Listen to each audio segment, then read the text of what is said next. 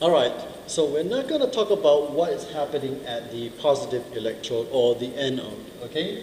And basically, if you have a molten liquid of, let's say, lead bromide or sodium chloride or whatever have you, the product at the anode or the positive electrode is going to be whatever that's the anion of that salt, with exceptions with the polyatomic anions. That is usually never the case where you have like molten copper sulfate or whatever have you.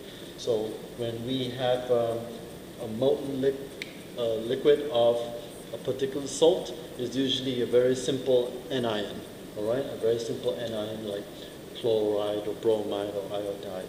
And the product of that is just going to be chlorine gas and bromine gas or iodine, okay?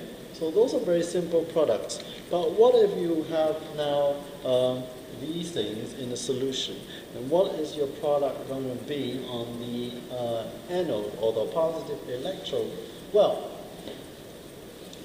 first of all, when you flick the switch, this electrode is going to be positively charged. So there's going to be a lack of electrons. And what's going to happen is that negative ions around the electrode is now going to be attracted to this anode or this positive electrode, and it's going to get attracted to it. Now there are two competing things. So I'm just going to use sodium chloride as an example, and so you're going to have two negative ions that are going to get attracted to this positive electrode, and it's going to be chloride and hydroxide. Now, when you talk about predicting which product is going to be formed at this electrode, you're going to find resources on the web that tells you a whole bunch of stuff, and you're even going to go to tutors that tell you a whole bunch of stuff, which to me doesn't satisfy my scientific reasoning. And I'm not going to go into detail about that. I'm just going to tell you what's going to get formed here. So when you have two competing anions that gets attracted to this electrode, chloride is going to undergo a phenomenon called oval voltage. All right. Now you don't explain oval voltage in IGCSE because they simply don't use that. But this phenomenon, oval voltage, makes chloride more preferred to react on the electrode. So what you're going to get is chlorine gas. So chloride, there's going to be two of them, it's going to lose electrons, right? It's going to oxidize to form chlorine gas, all right?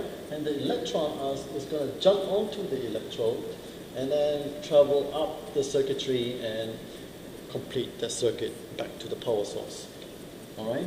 And so, yeah, that's what you're going to do. That's what you're going to get. So, what about another example? What if you have a polyatomic anion, like sulfate or nitrate or something like that? And what you're going to get is that you're going to have two competing anions.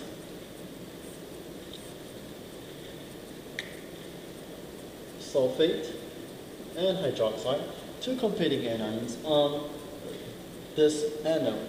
And what you're going to realize is that hydroxide is going to be preferred.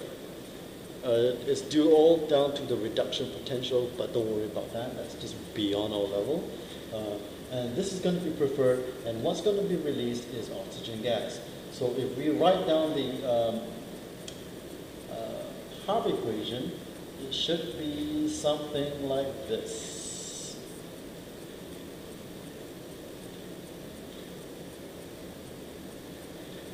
Okay? So what you have is the oxygen gas that is released. So if you have any type of anions, polyatomic anions like sulfate and nitrates, whatever else you might have, oxygen is going to be released. If it's the if the salt is one of those halides, have one of these halides here, then it's just going to be these halides. All right? Well, that's it.